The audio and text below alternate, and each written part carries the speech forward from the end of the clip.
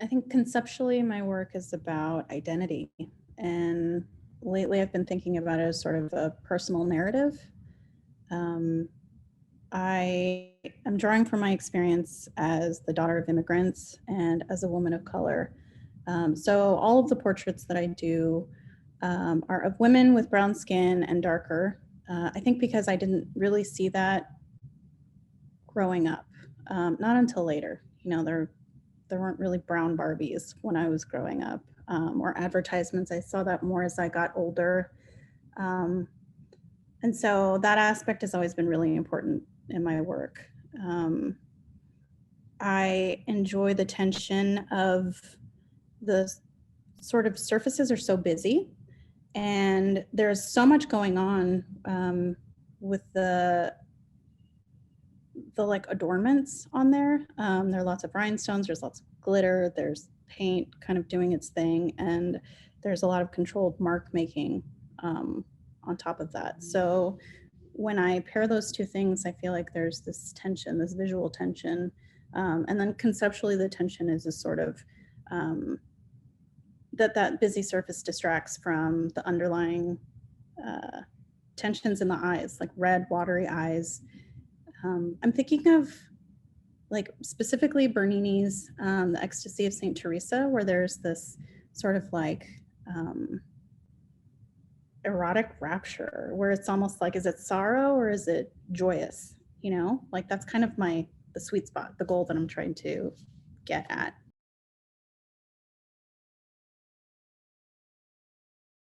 In the masks, which are on every portrait that I've made, they are sort of obscuring identities, like specific identities. So like facial features, they're not important in my work. The focus is on the surface and everything that's going on there.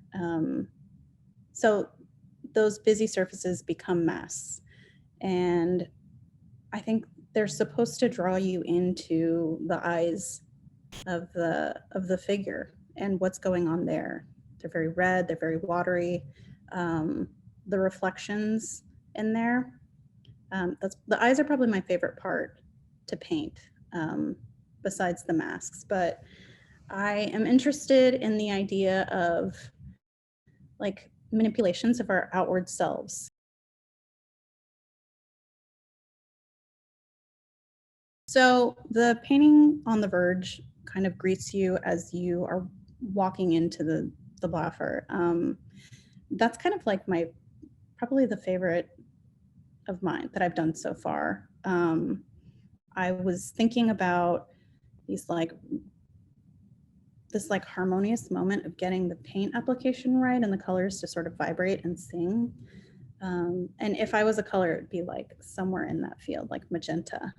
I love it. But I was also thinking about um, like cholo drawings, like renderings in graphite, where the hair is very like stylized and the reflections of the hair as it's defining its shape. Like I really wanted to get that in that piece specifically.